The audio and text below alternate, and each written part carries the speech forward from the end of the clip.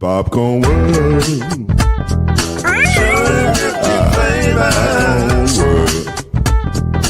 Popcorn World.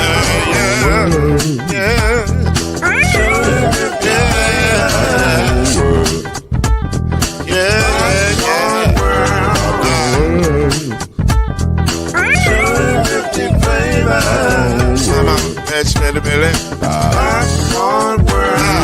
Can I make you groove now? Yes, I can. So you can get this groove in the back of a can. Put the big and Robin world and the holes in your hand. Popcorn World. 250 flavors gonna make you smile. 250 flavors gonna make you smile.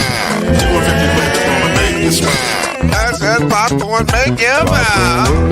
Ah. Popcorn World. Popcorn World. Popcorn World. Popcorn World. The Popcorn World.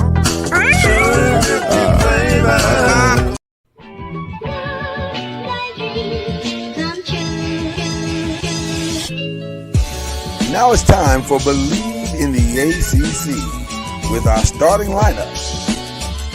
From Florida State, number 17, Charlie Ward. From Morehead State University, number 50, Lloyd Stan. And from Murray State University, number 2, Kendrick Haskett. Get ready for the best sports show about the ACC in all the land. Believe in the ACC starts now.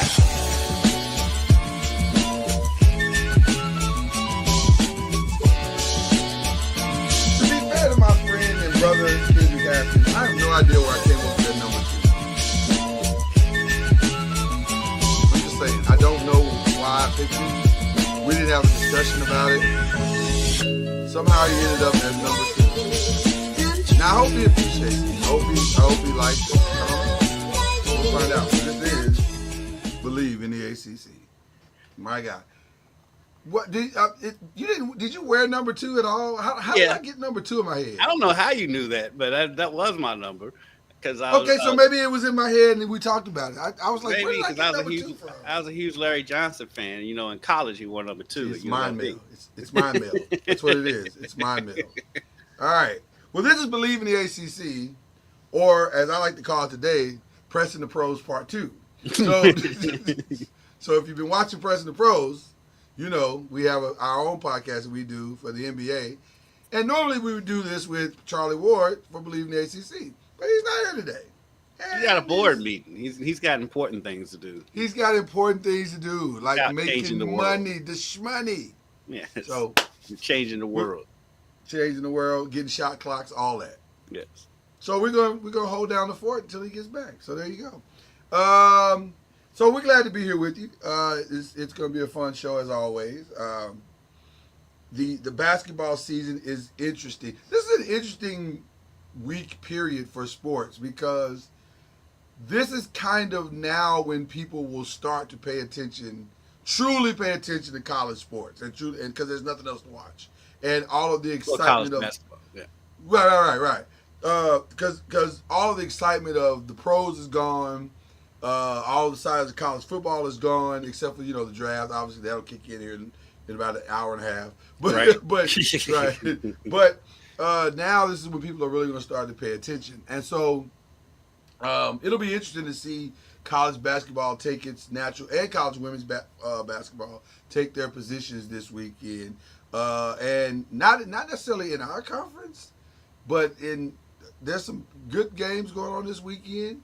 Big game tonight here in Kentucky. Texas at UK tonight. It's going to be a big one. That's a huge one. That is a huge one.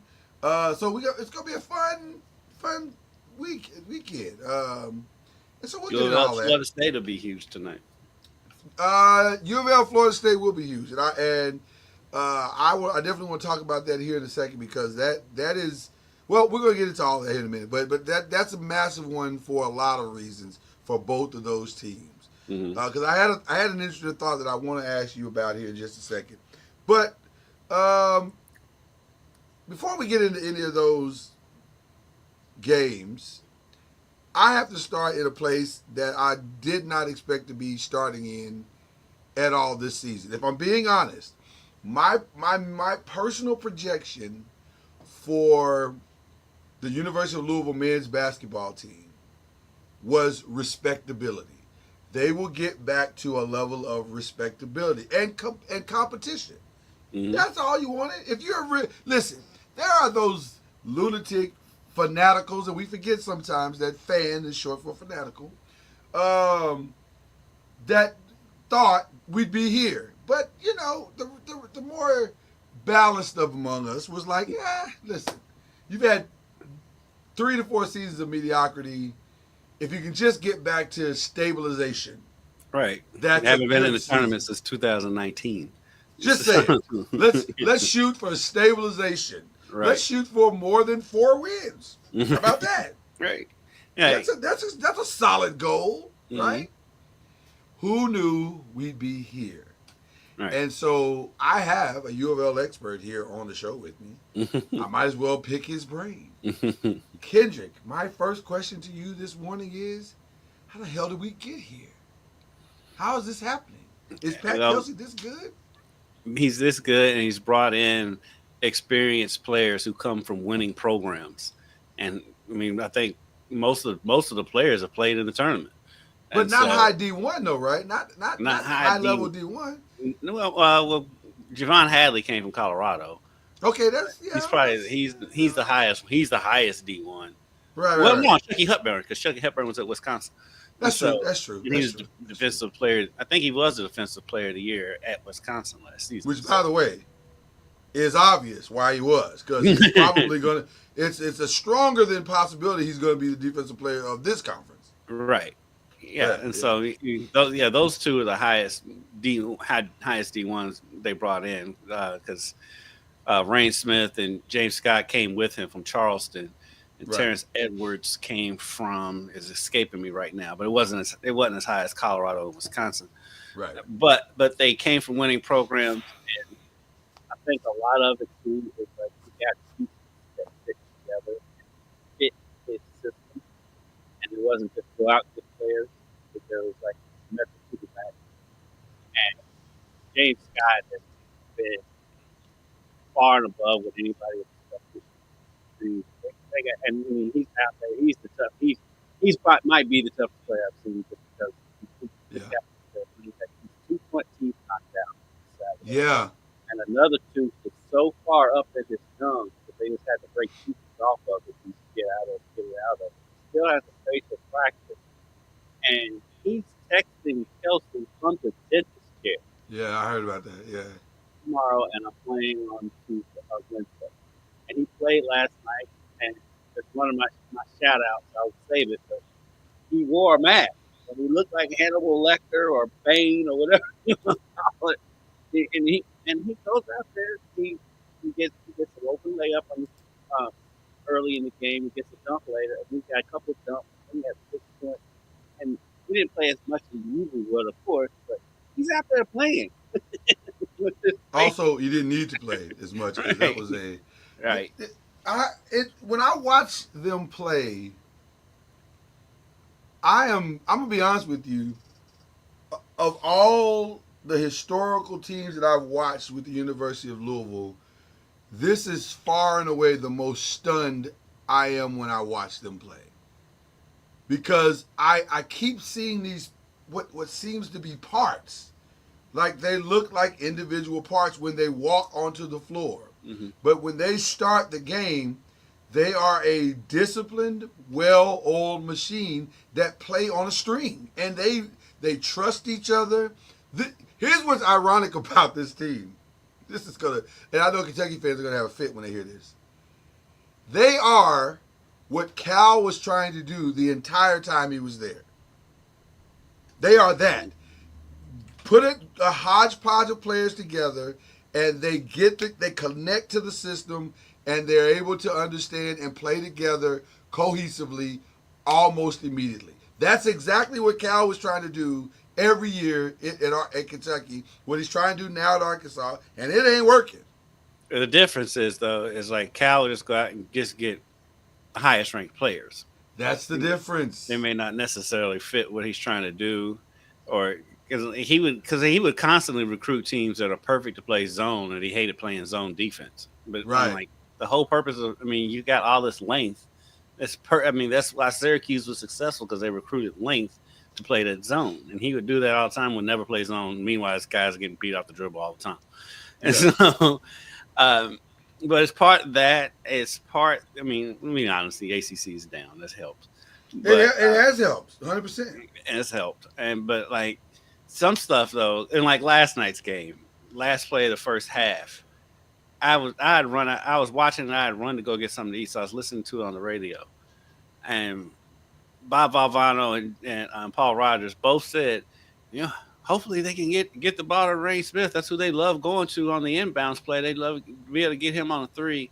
Sure enough, ball inbounds. Rain Smith is wide. There's the closest person to him is closer to me in this house right now. Wide open. Yeah, which that's play design, but that's incompetence on the other side. I'm sorry. And Rain Smith should never be that wide open at any point. But they do that, and then take the Miami game on Saturday. Chucky Hepburn doesn't play because of a hamstring. Terrence Edwards, he said it's the first time he's played that much point guard since 6th grade AAU. And he goes out there and gets 27 points and 10 assists. He still got it. It's even though sometimes, apparently. Even though sometimes I was like, Terrence, you dribbling the ball too much, bro. He just be dribbling around in circles like, where you going? but they just, and like they've had injury after injury after injury, and they have not slowed down. It's been impressive to watch. I'm gonna be honest with you. I thought the last game was their most impressive of the year, because no one would have flinched or said a word had they somehow fell short in that game, because Chucky Hepburn is out. That's their guy. That's the go-to all season long. He is the gasoline in the car, right? They didn't miss a beat. They didn't miss a beat. It didn't look any different. They didn't play. In fact, if I'm not mistaken, I have to go back and look at the box score, but I'm pretty sure Rain Smith didn't have a great game in that game. Yeah, against Miami, he did. Yeah, he hit 6 3-pointers. Was that the game? What was the game? The last game he had a good game. Yeah, the last 2 games he had. Okay, the game before that, he didn't have it. Yeah, he didn't have that great. Yeah, but I'm saying, the last 2 games he's been on fire. Listen, this is. Now, let me say this also, because you mentioned about, NC State. There's a level of incompetence and downness with NC State right now, without question. But also, that's also the reason why I say this is impressive, because Louisville is beating the teams that they're supposed to beat, and they're beating them like you're supposed to beat a bad team. Mm-hmm. Yes. And then the teams that should be competitive with, they're beating them like they're supposed. This is a really good and dangerous team. I think they're definitely the second best team in the conference. And I don't know, they get another crack at Duke on a neutral court, even though it's not going to be really neutral in Charlotte. But still, I like that. I like their chances. I'm not going to necessarily pick it, but I like their chances in that game, because they gave Duke all they wanted when they played, and that was early in the season. Because they played, I think they opened the open conference play with Duke, so that was in December, because they've restructured the conference. They played the games earlier in the season, and so they have grown so much since then, and so has Duke, and Duke has improved, of course. But where Louisville is right now, like you said, they're blowing these teams out. I mean, I haven't looked at it, but I guarantee you their margin of victory is larger than what Duke's is. Oh, I gotta listen. They won last night by what, 20, almost 30 points last night. And all they went 12 to and SMU 2s and are won by not almost created 30. equal. It's impressive. Another thing that was impressive. I'm sorry, real quick. No, go ahead, bro. Go ahead. Yeah. Another thing that was impressive about last night is you could see a lesson learned, because some of the things that happened in that Georgia Tech game where they did lose was kind of starting to happen at the end of that first half, because Yeah. they got out to a big lead. They kind of started screwing around with the ball. Georgia Tech got really physical with them, and NC State was getting really physical with them. But they regrouped because they were up by like 20 most of the first half, and NC State got it all the way down to 9, and then they got a quick 5-0 run in the half, including that Rain Smith 3-pointer I was talking about. They Right. were up by Right. 14, and they was off and running from that point on. And so, unlike the Georgia Tech game where they kind of let their foot off the gas, they did not do that last night, and that's showing you that they're learning. They learn from their mistakes, and they're growing as the season goes on.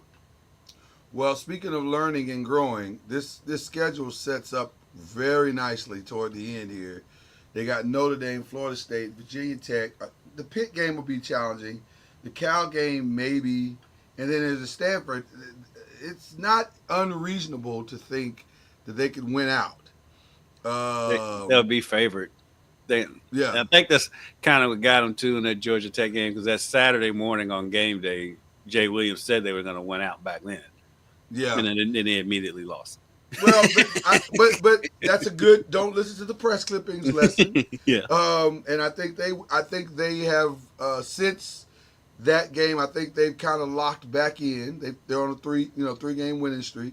3 games, and I think all 3 of those are by double digits. If I'm right. Yeah, all by double digits. I just feel as though the top 3 teams in the ACC are extremely interesting going into the second season, I like to call it, the tournament world.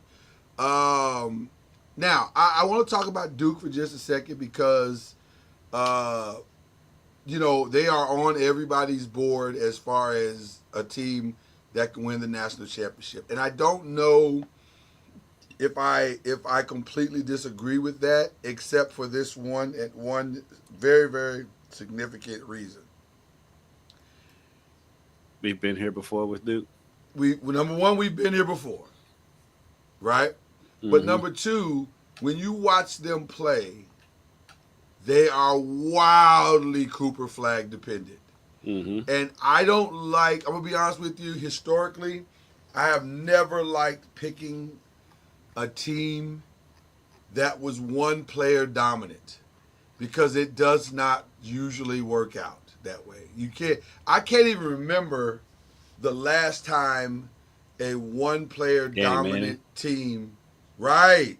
I think you would have to go back that far. Yeah. Because it does not normally work out that way in college basketball. Kevin Durant never won. Shaq never won. Mm-hmm. The only one, well, you know what? You could maybe say Carmelo Anthony, maybe. Yeah, Carmelo. Yeah, but he still had Hakeem Warwick. He had a lot of help. Yeah. So I just don't know if you can win when you're one player dominant like they are, because that's easy to game plan for. Right. Especially if you're a good team, that's easy to game. Especially he gets worn down. But they're big. Duke's big is huge for them. He doesn't get nearly enough credit for what he does. Right. But he is huge for him. I'm trying to say his name right. Maluwak. You look at his stats and they don't jump out at you. He's averaging just about 8.6 rebounds a game.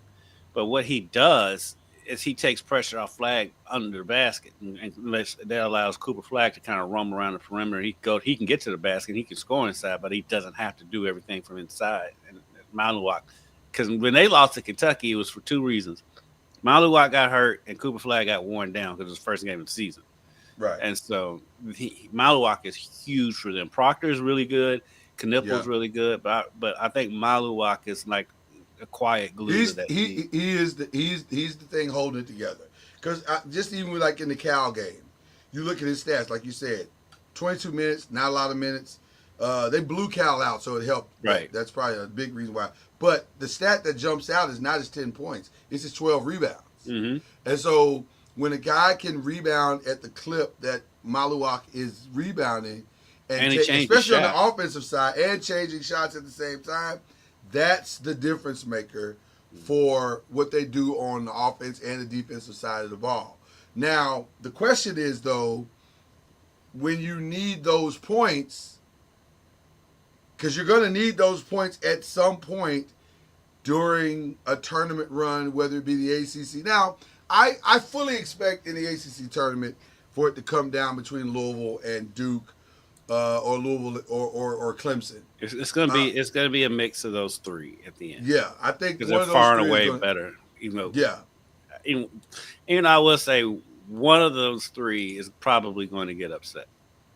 Well, and here's the thing and if we're being honest, it's probably based on performance only. It's probably Clemson. They're Right. the most inconsistent of the three. Right. Now, what's really interesting though, in a new matchup that potentially could be Duke and Louisville, can Louisville keep Maluak off the boards this time? And because when they played the first time, Louisville didn't have. That was one of the first games they had played without Pryor, right? If I'm not mistaken. Yes, They were just kind of figuring that whole dynamic out. I can tell you exactly because I'm actually into U of L's page. So Okay. okay. Yeah, they lost Pryor in the Oklahoma game, and so then their next game was when they got blown out by Ole Miss, and then the next Right. game was the Duke game. So yeah, I was gonna say it was very early on. Yeah. It was the second game after Pryor, and so I was looking at the box score for that game. So they were trying to figure. And by the way, if you remember that game, they were winning that game. They were up. Maluak did nothing in that game, but Yeah. Cooper Flagg had 20 and 12, and then I hate ESPN's website. But what killed was like Proctor was big in that game. He had 13 points, and Knipple had 12 points. Louisville,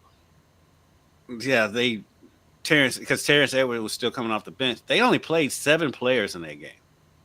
Right, because they had honestly, I think I could safely say this.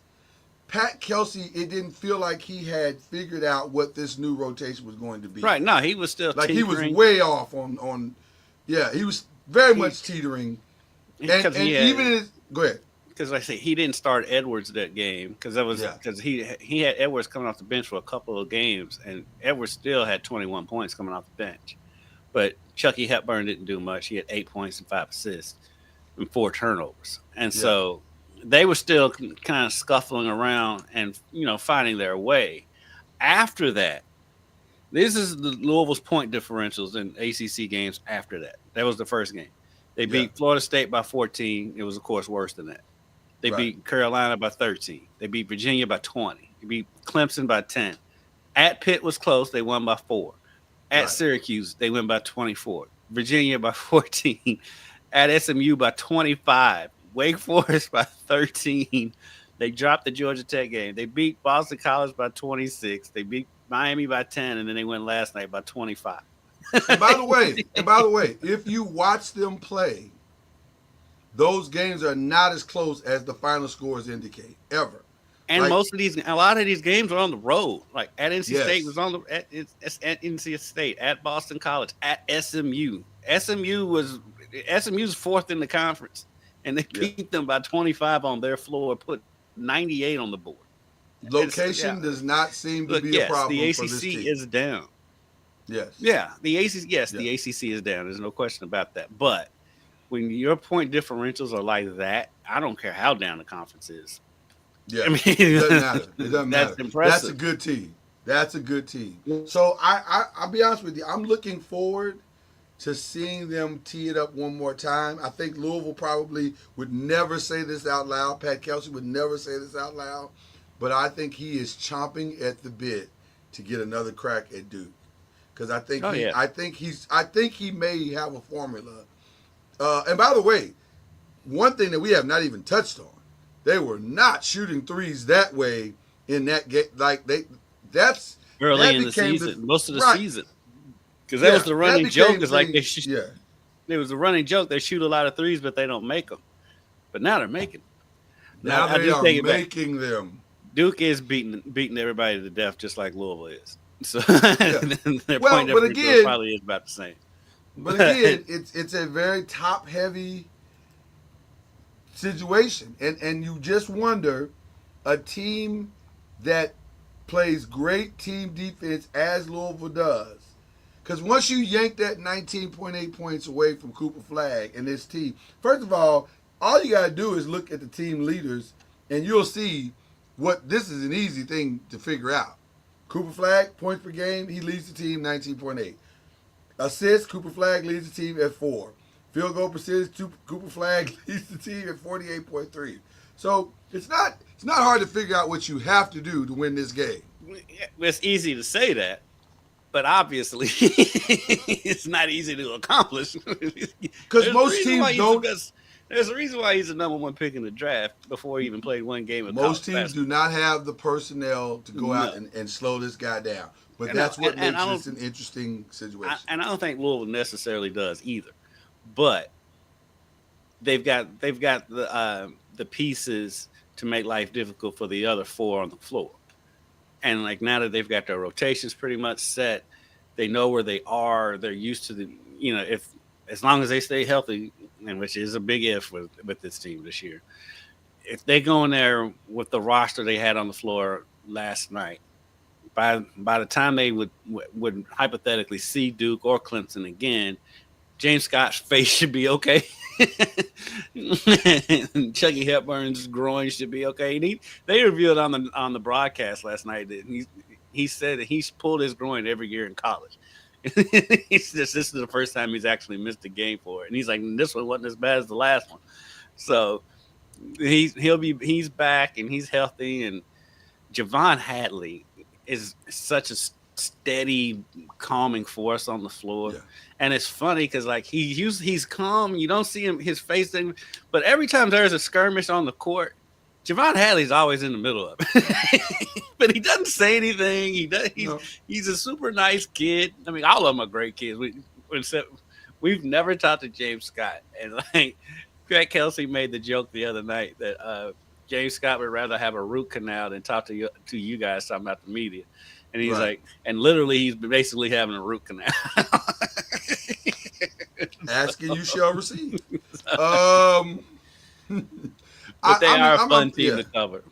They are a fun team to cover, fun team to watch, and I like I said, I would argue they are a very, very, very, very dangerous team. So it's going to be fun to see what happens with both these teams as we go forward.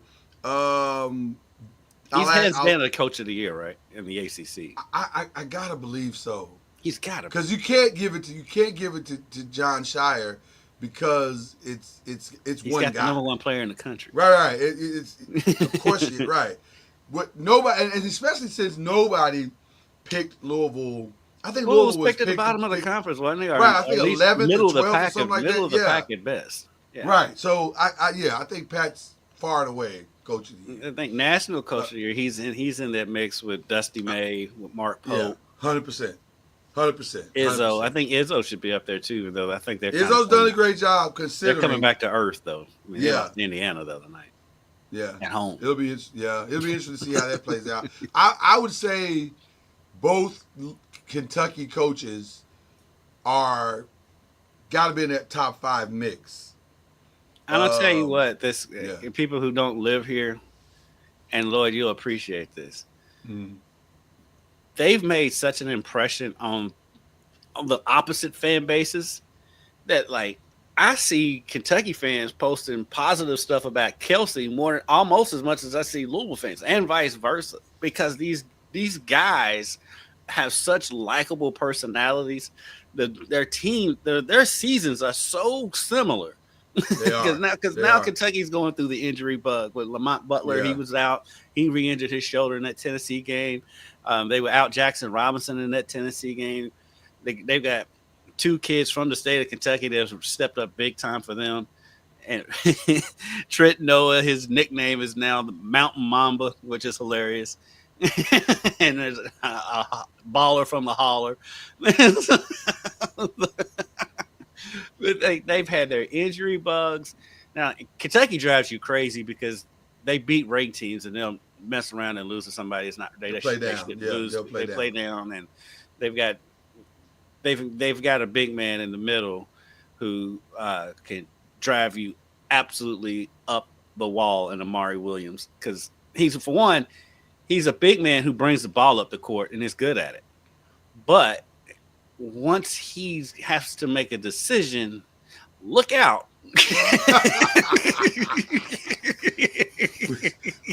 Once he has to make a decision, look out is hilarious. When he gets it up the court and gets across the court, it looks great.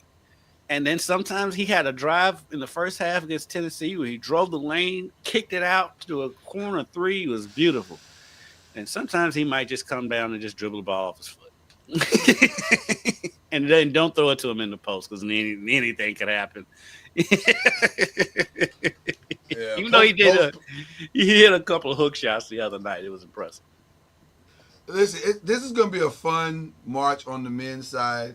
But if we're being honest, and we always are on this show, once again, the must-see will be on the women's side. Not as much this year, I don't think.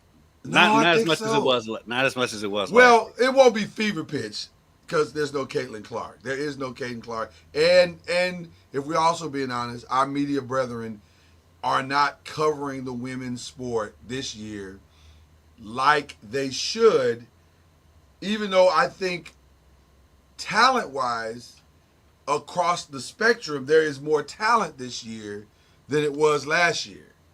I think it's twofold. You don't have a Caitlin Clark this year. Well, you do, but she's not getting the coverage that because she plays on the West Coast. Right. But they're losing. They're not winning every game. There's not a dominant team because South Carolina's dropped a couple of games. Right. You and I have been talking about on the show all season that Notre Dame is the dark horse in the country and nobody's talking about them. And I think they're up to number 2 now. And something like that. Yeah. But and they do have a player that should be getting all the attention in Hidalgo, but she doesn't get that much attention. And so you're right. They're not being covered like they were because Caitlin's gone. But the talent is more spread out this year, but there's not the dominant team because you had Caitlin Clark, but you had a dominant South Carolina team that was undefeated. And so that lends into it too. That's part of it. I'll say this to your point you just made, which I think is phenomenal. I could make a solid case, more than solid case, that top to bottom, and I mean complete package, that's not even that close that Hannah Hidalgo is a better player than Caitlin Clark was. Her defense more than matches everything she does offensively, and she's virtually unstoppable offensively. But her defense, her on-ball defense, oh my God. Yeah, she doesn't see the floor as well as Caitlin did, and she doesn't have the range that Caitlin did. Definitely doesn't. Nobody has had the range. Nobody has the range. That's the whole other conversation. That's why I said, but now to see the floor. And a lot of that is size because Caitlin's taller than right.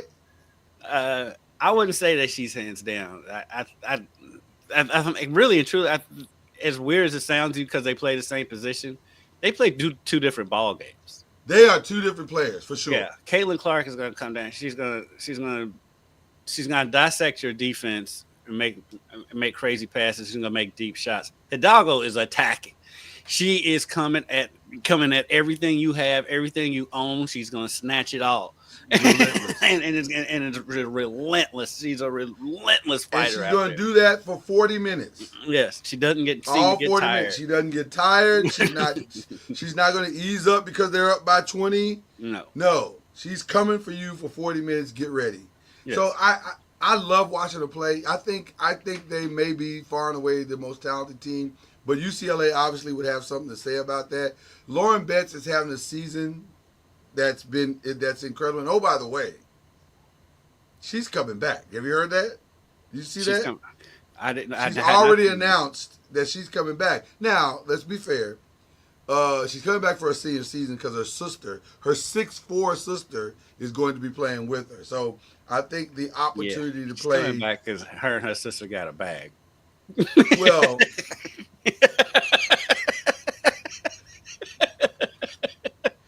and also. She's coming back to help her sister get a bigger bag because it's probably got more money since there's two of them. Even though the bag doesn't go as far in L.A. Her quote was, "I'm having the time of my life. Why would I leave this right now?" Now, Translation. I'm making so much money and about to make so much money and live in L.A. Why would I give this up to go? Going to the WNBA is a step down. Right? Why would I do this and go play for the Chicago Sky? That's a step. With all due respect to the WNBA, which I love, and I think that's been noted well. Why would she? She's going to make $1 million plus and at UCLA. Right. She's living the dream. Right. She's living the dream. And she's probably the biggest star on campus because nobody else is doing anything on campus. I mean, she's living the life. She's probably getting invited to Hollywood parties and everything. She is running it. She is running LA right now. Yeah, so she's the second biggest thing behind Luka.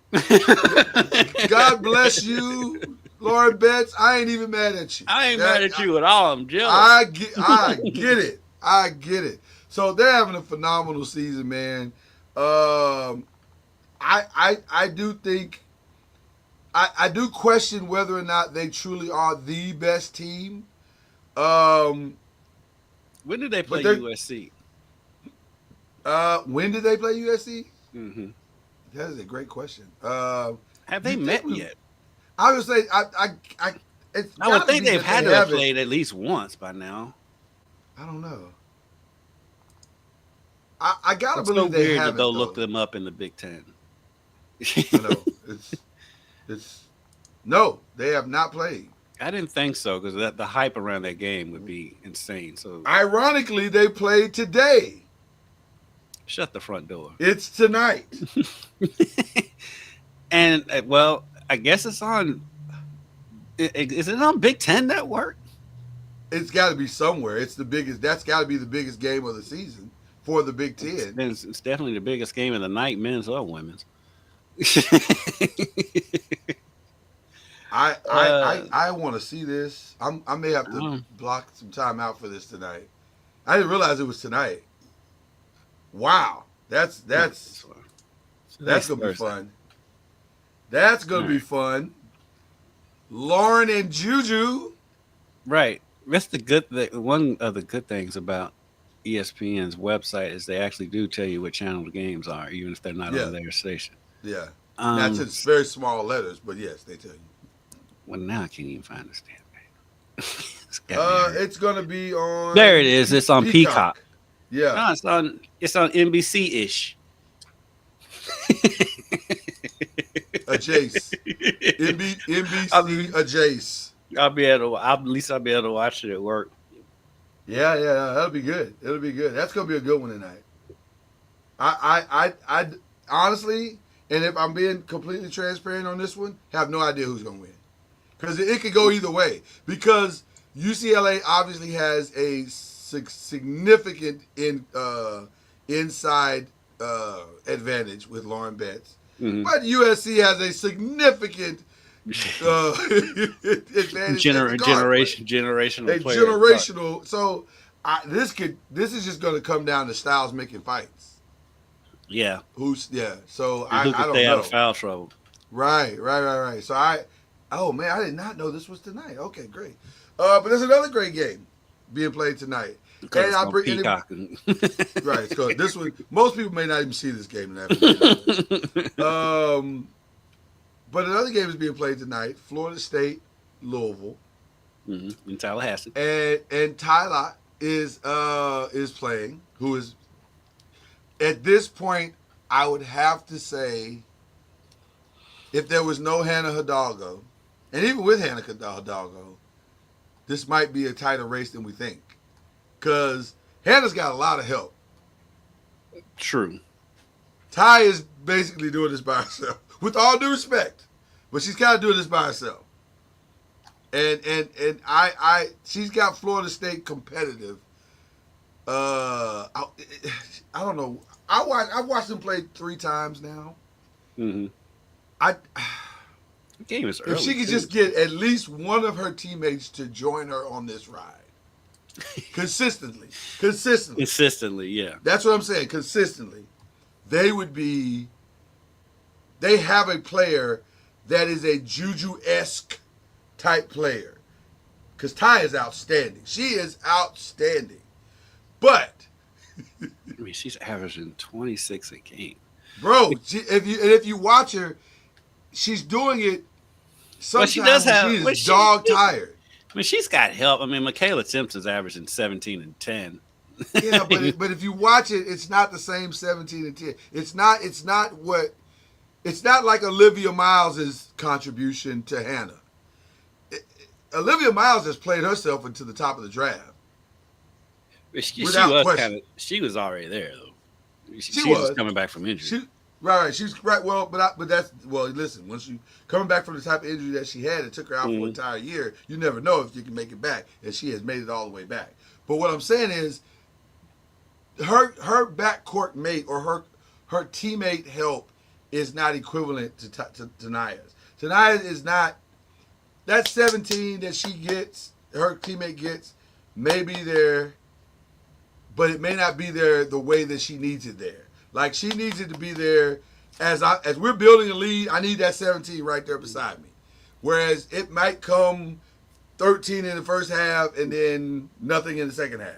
It's a weird thing. And so I'm curious to know. It's interesting because she's basically the ACC's Cooper Flag. But they've got 4 double-digit scores. Starters. So then I ask you, why are they struggling? Let's see. 19 and 5. I mean, that's not that bad. It's not bad. 5th in the conference. That's it. It's that. I mean, 5 losses. I mean, but I think it's more the defensive side of the ball. That looking at this, I was going to say just box score watching. I'd have to say it has to be on the defensive side because they're scoring points. Yeah. It's the defense, and see, Tanaya is the complete player. She's doing it on both sides of the ball, and maybe that's where the struggle is because it's just not, something is missing to where they can't build momentum. They're not building any momentum. They're winning games, but it's not momentum. And a lot of building. when your best player is also a freshman, you know, and there's more parity than it is in the men's side. That's gonna be a big part of it. Yeah. You're gonna have inconsistencies, even with Tanaya, as good as she is. She has spots in the game where she's junior, dog tired. Yeah, but they are a young bunch, and so yeah. She is so good though. They are fascinating though. I am very much. Because the thing is, she's averaging 26 points a game, and she's only playing 29 minutes. That's all she can play. I'm gonna be honest with you. Shooting 41% from 3. if she played a minute more, I'm not 100% sure she just wouldn't just pass out on the court. Now I'll say this, and this is not shade. This is just circumstance. For what she needs to do for them to win, she's got to be in better shape for that.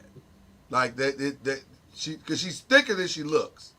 She's a thick girl, and I think that catches up with her as the game. Like that win she got against North Carolina, she gave everything that she possibly could have given in that game, and they got the win. But boy, they had to pull her out of the game a couple of times because she was sucking wind. It was a hard game.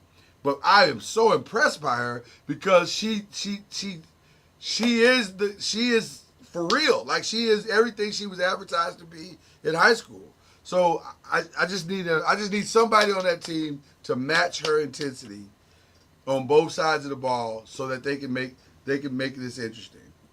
I think, and I said they were young, but they're not as young as I thought they were. They only have like what 2 or 3 seniors, but Yeah. I mean, it's got to be on the defensive end because I admit I have not seen them play very often. I've seen them play here and there, Yeah. bits and pieces here and there, but just box score watching, Yeah. it's got to be on the defensive side of the ball, and plus, and it's rebounding because Michaela Timpson averages 10.7 rebounds. The next best rebounder is Malia Williams at 5.7, and then Tanaya at 4.6, and the rest there's nobody above 3. So, so that rebounding has got to be an issue. They don't turn the ball over too much at 10.6. No, they're pretty solid in that regard. They're a pretty good free throw shooting team and a 3-point shooting. Wow, they shoot as a team. They shoot 36% from 3. That's pretty good. But yeah, defensive side of the ball has got to be what it is. One team I'm going to have to start paying more attention to is NC State. They're surprising. Apparently they're solid. Like they're 11-1 in the conference. Yeah, they're a surprise team. They're a surprise team of the conference, I think. I would say, well, them and Duke. I mean, Duke. Listen, Duke is not the greatest scoring team, but you can't score on them either. Right. they remind me of St. John's in that way. St. John's men. Yeah. Because Martino's team cannot shoot to save their lives, but you can't score on them. But you can't score on them either. So they feel like we'll score enough to beat you, and it's working. It's working, and that's working for Duke as well. So this has been a fascinating. The women's side has been outstanding and fascinating. I think at this point, the women are probably going to get. Oh gosh, 1, 2, 3, 4, 5, 6, 7 teams in, maybe 8. The ACC women are the SEC men right now, as far as teams is concerned. Yeah, because Cal's close. Cal's on that line. Yeah. Virginia Tech's on that line. It stops there. Yeah. So, but that's 1, 2, 3, 4, 5, 6, 7, 8, 9. Yeah. They could get. I think Virginia Tech and Cal would have to do well in the conference tournament to get in. Yeah. But I do think from Georgia Tech up, those teams are safe, even though Louisville's not ranked. It's weird because Louisville will get close to getting ranked and then they'll lose a game. It's crazy because you look at the standings, they're in 4th, and 3 teams behind them are all ranked, and Louisville's not. I don't understand sometimes how the AP and the coaches polls work in the sense of you guys clearly aren't watching all the games, and I get it. Well, in their humble defense, Louisville does that though. They'll get right up there and then they'll lose. Well, Louisville is not helping themselves because 7 losses is a lot. Right. That's a lot. So I get it. When they did get ranked again, they had ran off 1, 2, 3, 4, 5, 6, 7 in a row. Then they lost to Virginia Tech. They won a couple games in a row, got blown out by Notre Dame. So they've won a couple games again, and they do have a ranked win over California. So their schedule, they play at Florida State tonight, at Duke, and next week, and then at North Carolina. No, they get North Carolina at home. Now, if they can win those 3, they'll be ranked. Well, yeah, if they win those 3, they might jump all the way to the top 10. Right. They win those 3, they'll be right there. And then they get Clemson at home for senior night, and then they end the season at Notre Dame. Oh, Jesus. Playing Notre Dame these days is stressful. Mm-hmm. It is very, very stressful. So it'll be interesting to see how all this plays out. But we're headed towards a fun February and March, guys. I mean, it's going to be really, really, really, really, really good. Okay. I want to talk about some other stuff because we love to talk about other stuff on this show. I have been struggling to get my brother Kendrick Haskins to buy in to Unrivaled. I like watching the highlights, but usually when it's on, other stuff is on. I get it. Stuff is on. I get it. And then I got confused the other night because I looked up and all of a sudden they out there playing 1-on-1. I was like, what is happening? Well, that's where I was headed. Did you see any of the 1-on-1 tournament at all? I know that Stewie got like shut out or something. And I saw I saw Skylar Diggins lose.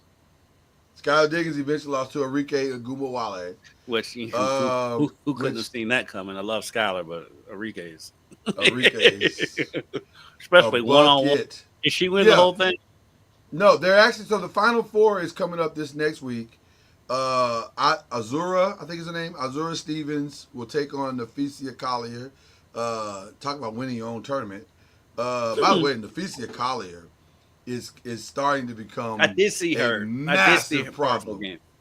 Yeah. She's starting to become a massive problem. She's gonna give Asia a run for her money for MVP next season. Oh man, listen. I don't know how this has happened this fast, but she has found her game, and even more importantly, she has become comfortable in it. Like she knows what she's going to do. She gets to her spot. Her efficiency is ridiculous. She got comfortable in her size. That's what I think. And she's comfortable in her side. You know what she reminds me of, efficiency wise? She's very Kevin Durant-ish. Like she's gonna get to her spot. She's gonna score. She's gonna do what she does. And it's really impressive. And so on the other side is Aaliyah Edwards, who is amazing, and she's going to take on Enrique Agumbawale. So that's the Final Four. If I were a betting man, I would go Enrique Agumbawale against Nafisia, and then Nafisia will win because of the size. I think so too. I think that's where we're headed. But it's been fun. I love that the women don't have to go overseas anymore. That they can make. I love that part, and I'm not down in the league. I just haven't watched. No, you have not. But why are we playing 1-on-1 all of a sudden though? Because it wasn't 3-on-3 full court. Now it's 1-on-1 half court. What happened? I think they're trying to give you options. I don't know. I honestly don't know why they're doing it.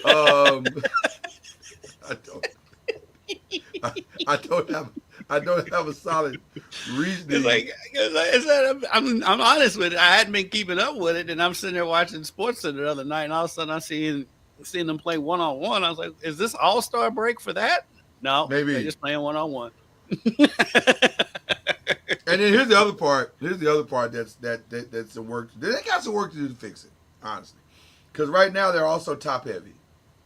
Like the Lunar Owls, which I think is the team that Nafisia plays on, they are 8-0 in the league. And they're also playing in a bubble voluntarily. Yeah. In Miami, though. Like, if you go play in a bubble. Yeah. It's not a bad place to play. Yeah, so Nafisia's team, which is the Lunar Owls, consists of Cameron Brink, Alicia Gray, Courtney Williams, Skylar Diggins-Smith, Shakira Austin, and Nafisia. Cameron Brink's playing? Yeah, she's back. She's back. She's out there. That feels a little top heavy. Yeah, that team seems a little loaded. Because the other teams are the closest team to them is the Laces, and the Laces have Tiffany Hayes, Jackie Young, Kayla McBride, Kate Martin, Stephanie Dolson, and Elisa Thomas. Who's on Angel Reese's team?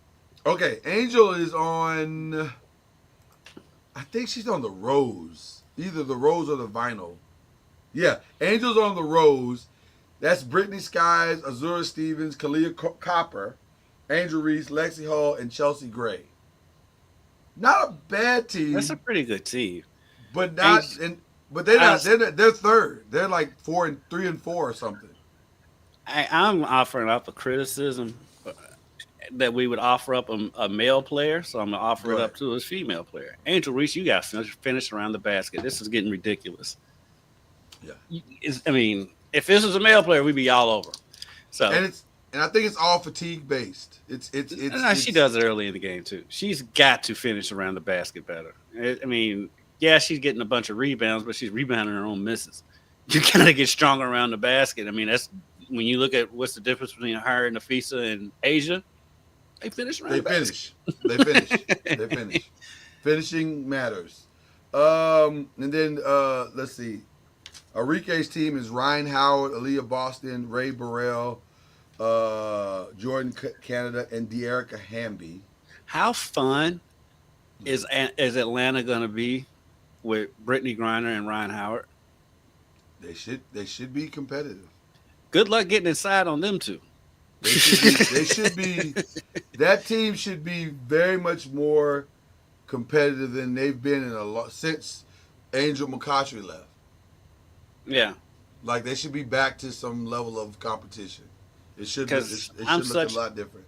I'm such a Ryan Howard fan, just from when covering her when she was at Kentucky, and when I've interviewed her, and she's just a sweet person, just a nice person.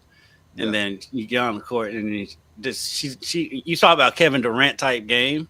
Ryan Howard has a lot of Kevin Durant in her. Got a lot of Kevin Durant, and she's long. Yeah. 6'2", she's long. Yeah. She gets to her spots. I mean, she can shoot the three. She's a heck of a player, and I'm glad she's got somebody alongside her. I don't know what their guard situation is, but they got Jordan Canada, they got Alicia Gray, they got some solid. They got a team now. I'd like to see them make a run because Atlanta. Because I'd like to see them make. Atlanta has supported that team, 100%. Considering 100%. The struggles that they've had, and so I'd like to see them get it turned around because I think adding another superstar in Brittany Griner is going to be huge for them. Yeah, 100%. They're going to be a lot better than they've been in the past. Okay, so that's it. As far I just wanted to bring up Unrivaled just because I need my brother to just take a peek at him. Just peek over there. I know the NBA is going on. And see, this is a perfect week to do it because the NBA probably won't start till next Thursday because the All-Star break. So they've got to capitalize on Monday, Tuesday, Wednesday. Exactly. Because this weekend, the men's games that are happening this weekend, I'm not watching hardly anything. You got Auburn and Alabama on Saturday. That'll be interesting. Yes. U of L and Notre Dame play at 8:00 on Sunday. Who schedules games at 8:00 on Sunday? 8:00 in the evening? Yes. Well, they're not gonna play in the morning. 8:00. I don't put nothing past the U of L. That's the ACC scheduling at 8:00. I don't put nothing past the ACC. 8:00 at night on a Sunday. I don't put nothing past the ACC. The Big Ten and the ACC do some weird scheduling. You said that like it was not a possibility at all. That's like Big Ten has UCLA and Indiana playing on Valentine's Day. On Peacock. I'm just saying. What are you doing? The Big Ten has their arguably their best game of the year on a streaming platform that is barely used by anybody. By the way, Big Ten has always done weird scheduling. The ACC has to. Remember the ACC big night used to be Sunday night at 6:00. It used to be Sunday night at 6:00. By the way, speaking of Peacock, this is way off the subject. Have you ever seen the show The Traitors? Or as we like to call it in our house, The Traitors. I've seen the promos for it, but I haven't watched it. Phenomenal. Oh, yeah? Phenomenal. So here's what's interesting about me. This is my weird guilty pleasure. Everybody has a guilty pleasure. This is mine. Or it has become mine. I like psychological and sociological experimentative reality competition shows. I love it. I think it's fun to see how people think and how they arrive at certain thought processes, how people will lie and their willingness to lie. I kind of like that type of stuff too. I don't know why, but I'm fascinated by these type of things. And it's an easy watch. How long are the episodes? They're about an hour, but okay. But it's a fun hour. Like you're not going to be bored. You're not going to be disappointed. It's a fun hour. So I would say cut your teeth with season 1. Allow it to wash over you, and then jump into season 2. And by the way, Traitors UK, every bit as good. There's like 4 different Traitors. UK, New Zealand, Australia. They're all good. Australia might be the best. They definitely have one of the best endings I've ever seen in a reality show. Won't spoil it for you, but it's fantastic. The finale, one of the most gangster finales I've ever seen. So I got all obsessed this summer because in the summer there's nothing to watch, so you watch whatever's out there. But the new season is going on now, and it's really good. It's really. I'll good. check. So I'll check it out because one of my guilty pleasures, and I'm not going to overhype it, but it is a guilty pleasure. It's Stupid, The Circle on Netflix. I've tried The Circle. Do you? I've tried to watch it, and I watched one season, and I liked it, but it was I could not get the logic of the players. Like, it just, some of the things that they were doing, I'm going, this makes no sense. Why are you doing this? This last season, there's an episode where this dude makes the dumbest decision. Yeah. And it's like, of course, we know what's going on, so we have a better idea of what the decisions should be than them. However, the right decision was so easy to see without knowing everything else going on, and he made the wrong decision. But it's easy TV. I think the episodes are they're like 30, 45 minutes. Yeah. So it's easy, stupid TV, popcorn TV. And that's one of the reasons why I watch it, because I knew with all the things that I have going on, I need places of escape. Mm-hmm. And so reality competition TV has become, and it's become a bonding place for my daughters and I. We both like it. They love it. They love the trailers. They are as equally as obsessed with it. I have to check it. I'll tell you another good show that's a scripted show, and it's easy. Like I said, it's 8 episodes of like 20, 30 minutes. Bookie on HBO. Oh, I'm all in. All in. It's so funny. I have every there is terrible. binge watched season 1, and I think they just wrapped up season 2. Bookie is phenomenal. It's so funny. It is. Shout out to Sebastian Maniscalco, and I can't forget. I was so bad because I can't remember the black guy's name, but they are fantastic together. It's so fun. Yeah, their chemistry is out the chain. The Charlie Sheen cameos every time Charlie Sheen is on the camera is so funny. See, now I can't do the black man like that. That's not cool. I know Sebastian Maniscalco, but I don't know the other guy's name. The very first episode when Charlie, like 3 characters from 2.5 Men are on there, because I love 2.5 Men. If I'm I'm sitting at home around 6, 7 o'clock at night, I'm watching 2.5 Men. Yeah, Omar Dorsey is the guy's name. I apologize. Yeah, Omar. He's so good. It's just my bad. I love you, brother. You're a phenomenal actor. You doing better than me, because the only person whose name I could actually name on the show is Charlie Sheen. Nobody else on there is a big time actor, which is what I love about it. It's not a name driven show. And the reason I even heard of it is because the other dude, what you say his name was? Not Omar, not Omar. Sebastian Maniscalco. Yeah. He came on Levitar one day, and so I was like, all right, I'll check this show out, and I'm glad I did. It's hilarious. It's hilarious. Bookie is fantastic. It is a great, great, great show. So I have my little guilty pleasures and pods of escapism, and that's one of my like another bonding show that I watch with my daughter which matter of fact, ironically, the new season starts tomorrow on Valentine's Day. Is Love Is Blind. We love Love Is Blind. See, I can't do that. I didn't think I could do. See, let me tell you something. I didn't think I would be able to do it either when it initially was introduced to me. I'm like, I'm not gonna like this. I don't like stuff like this. I was wrong, and I'm mainly wrong because again, it has nothing to do with the romance stuff.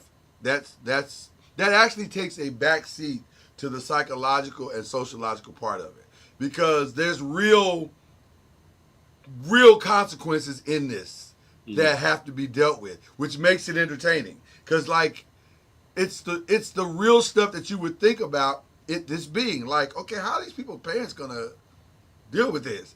How are they going to meld their lives together in a real way?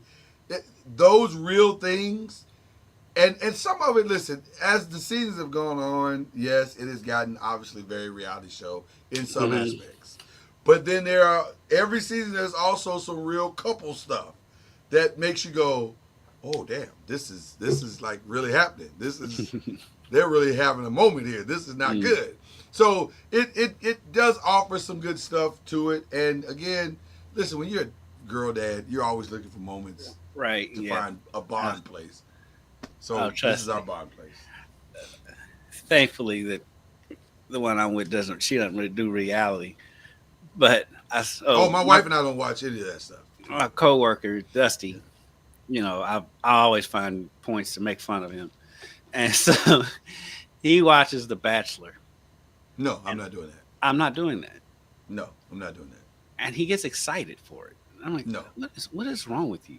He Yeah, did that you are. before he was with his woman. I'm like, so you was He willingly you was doing this chose as a this single man. lifestyle. Yeah. He chose You this doing- lifestyle. No, Yeah, I'm not I doing get that, some guys watch that show just to impress girls, but no.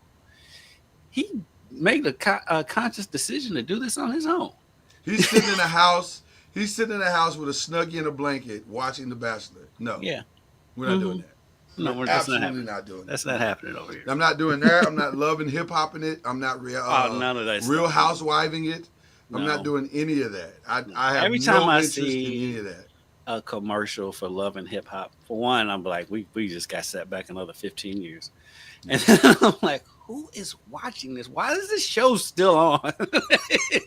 Who is watching this? I don't know anybody that watches it. I don't either. And thankfully, I don't have any friends that I have that watch it on a regular basis. I don't know anyone that watches it, and I'm grateful for that because Yeah. it means I'm doing something right in life. And like I see the promos for it, and everybody just got fake everything. And it's like, Yeah, I can't and, do it's, it. and you can tell the fights are totally contrived. Nobody's sitting there. Nobody fights in public everywhere they go. Where are all these restaurants where you're allowed to stay in the restaurant after you throw a drink in somebody's face? Like, where are these restaurants at in America? I've never heard of these places. It's so stupid. And the food can't be that good. Speaking of, are you Valentine's ready, sir? Oh yeah, we easy around here. It's just heart-shaped pizza and chill. Heart-shaped pizza. That sounds traditional. Like, Yeah, beer nose here.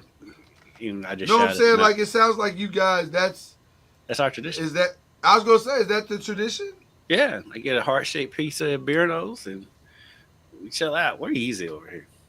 I like it. We're easy over it too. One thing about it, Valentine's Day, from the start of our marriage, we were doing so much individual stuff for each other all year long, that Valentine's Day was useless.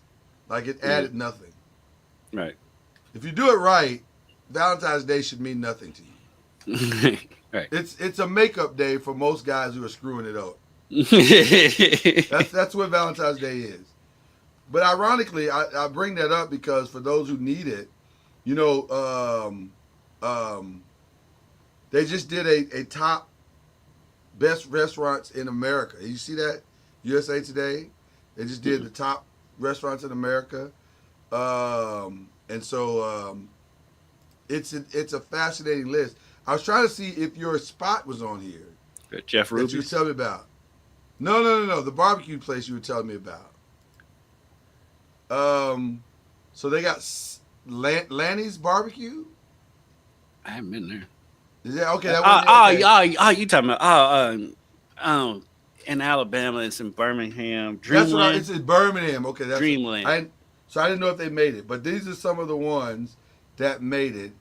So if you guys are interested, if you're looking for a place, you probably can't get in if these places are this popular. Bodie's, have you been to Bodie's in Indianapolis? You've been to Indianapolis quite a bit.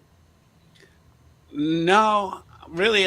Only places I've really been up there is my boy Terry Anthony's place, the Block, right downtown in the square, in the circle or whatever. The Block Bistro, the Block. Okay. Go up there. That's my homeboy. McCormick and Schmick's, but that's a chain. Gotcha. So I really haven't been to many places in Indianapolis. Indianapolis is kind of Decade made it. Is it Decade? I ain't never heard of is it. it It's actually- in Louisville. I ain't never heard of it. It can't be Decade. It's You're got not to be gonna. Decade. Why would you name your restaurant Decade? Why would you make it Decade? Like Because that, that's for one, that's how you say the word. Two, that is how you say the word. But I'm thinking, you think of there's decay. no way. You think of decaying food. You think of decaying corpses. That's a good point. I think it's a bad name either way. I've never even Either heard of it. pronunciation. Decade is not great either, but it's obviously the food's pretty good. They made the list. It made the list. I've never even heard of it. And I live here. Never heard of it, and you're right there. You're probably right around the corner from it. You just don't even. Let's I don't see. really Is go anybody outside else? no more either. I don't either. I'm so homebody. We were having a discussion about that the other day, about how many times I leave the house to go to a movie theater. I don't leave the house ever. Since COVID, I think we've been to the movie theater once. I think. We went Well, and saw I'm not far we saw behind the- you. Maybe We saw the Bob Marley movie, and that's it. I was gonna say I'm not far behind you. Maybe I've been 5 times in 5 years. Maybe. It's not a lot. That might be more than me, because even before that, we went. From part of it too is like there hasn't been a movie that I want to go to the theater to see anyway. That's The movies have been it. so bad. That's it. It's not. Well, and then not only that, they get to the streaming platform so fast now. Right? Yeah. And Like, movies, we it have costs $100 to go to the movie. I can just sit And then- there and wait a couple of months and it'll be on streaming anyway. I gotta choose between eggs and movies. It's gonna be eggs. I gotta keep these people in eggs. They need eggs here. They don't need movies. So Right. I don't know. It'll be streaming anytime. Well, to your point, we're gonna watch sometime this weekend. We're gonna watch One of Them Days. The Keke yes. Palmer thing. Yeah. That just came out 3 weeks ago. It's And it's already already- on streaming service. That shit's went straight to streaming anyway. I've got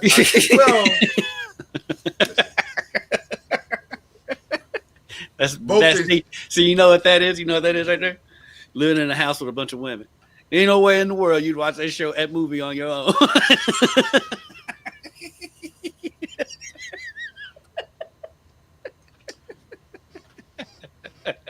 full disclosure.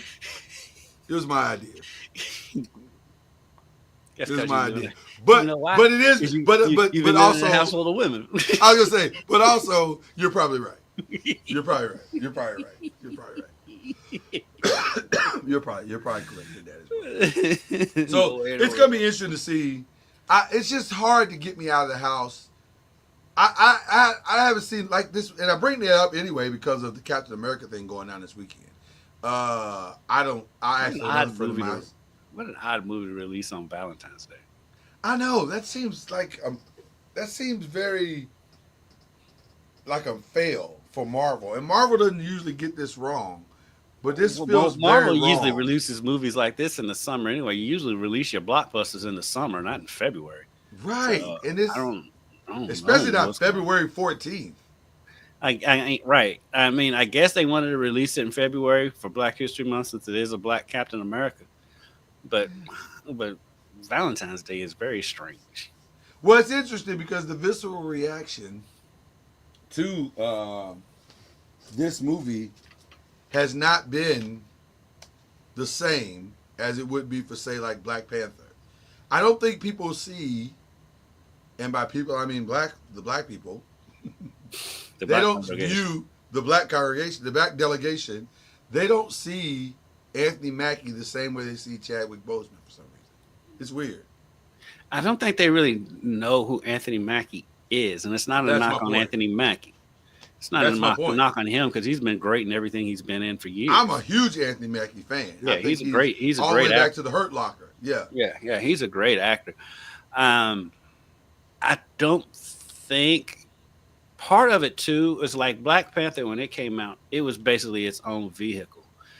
Whereas him being Captain America, that's been a build up in the Marvel universe that has been, quite frankly, has been hit or miss lately, and has been kind of hit or miss within the Black community. I don't think as many people have paid attention to the evolution of how he got there. The storyline of how they got him there is super interesting. Fantastic. Yeah, it's been fantastic. Yeah. But And the fact that they took that turn is very innovative, very new, and all of Yeah. that. But like Yeah.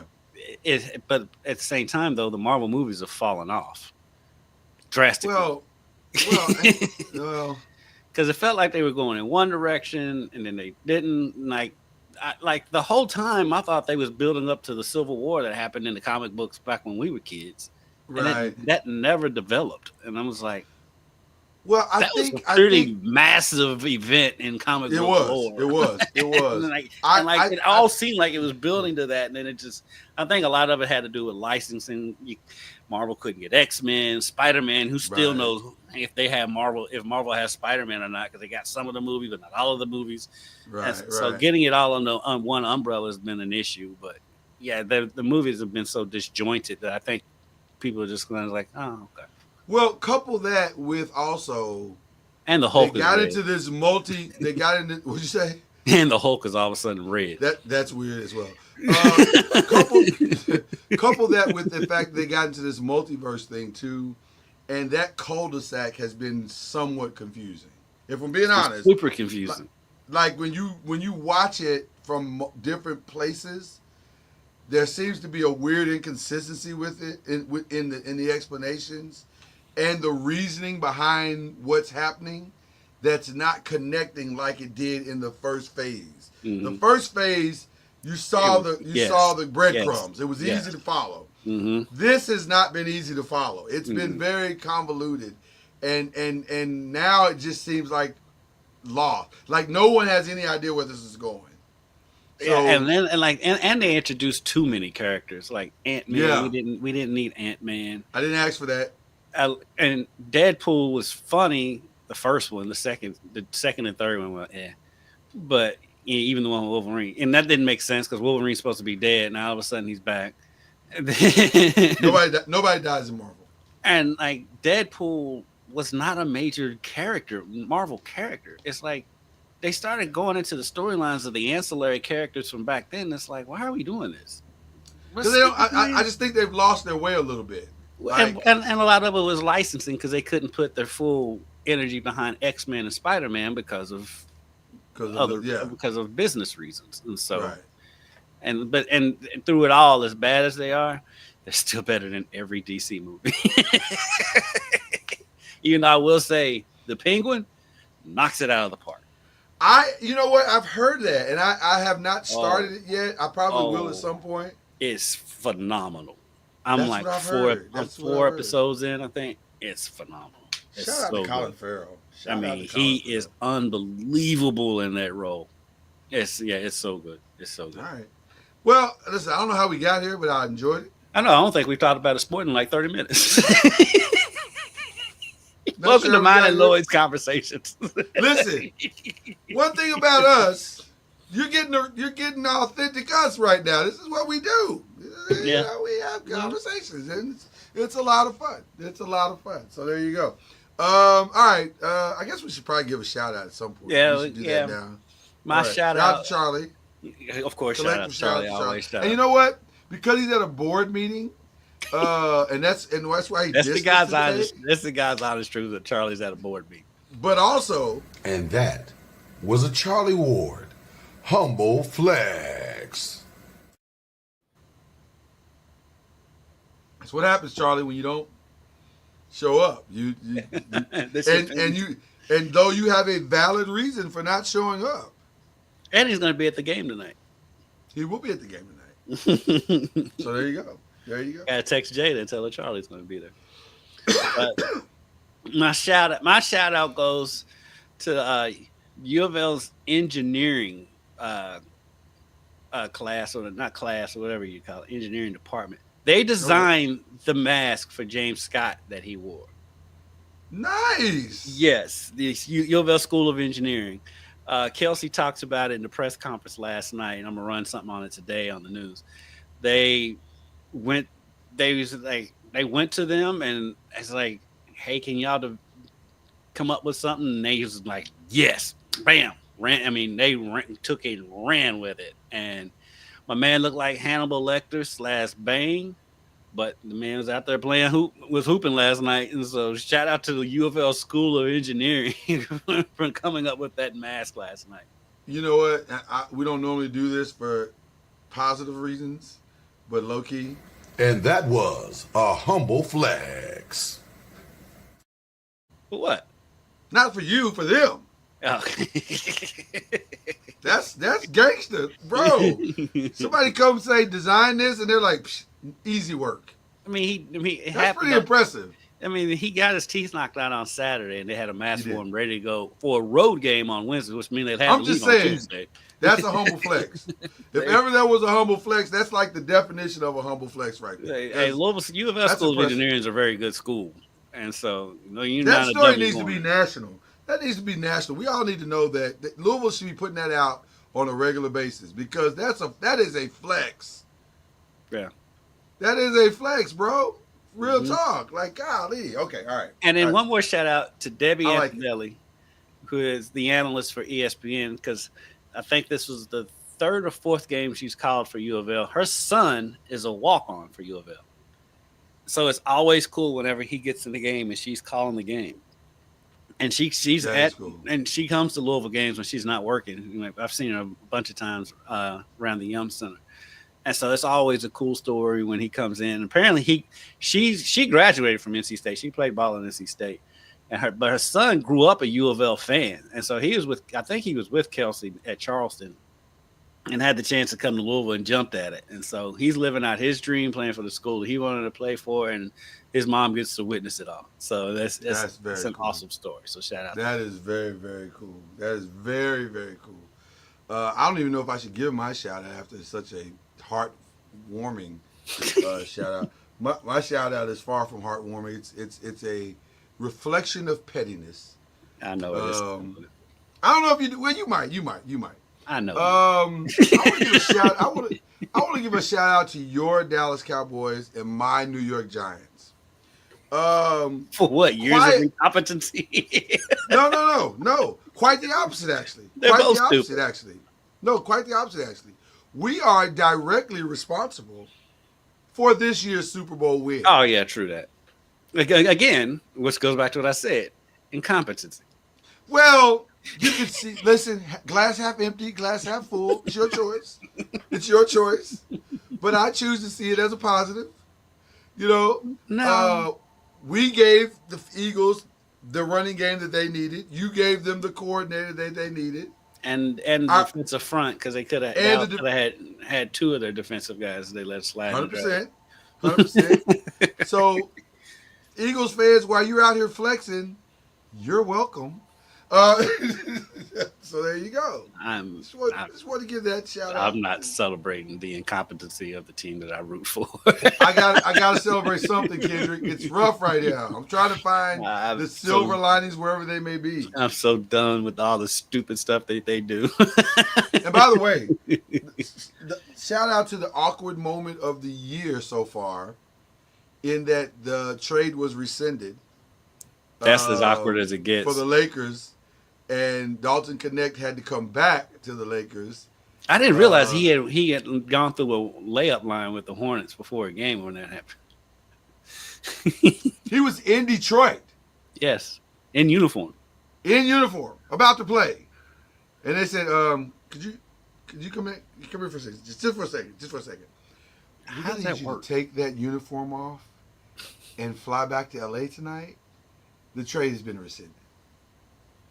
How about that for an airplane ride? I don't know how you come back from that. I'll come back. You come back. You don't have a choice. What's he supposed to do, Kendrick? I mean, hell, they're not letting. He's not playing now. And they got smacked by Utah last night. That was crazy.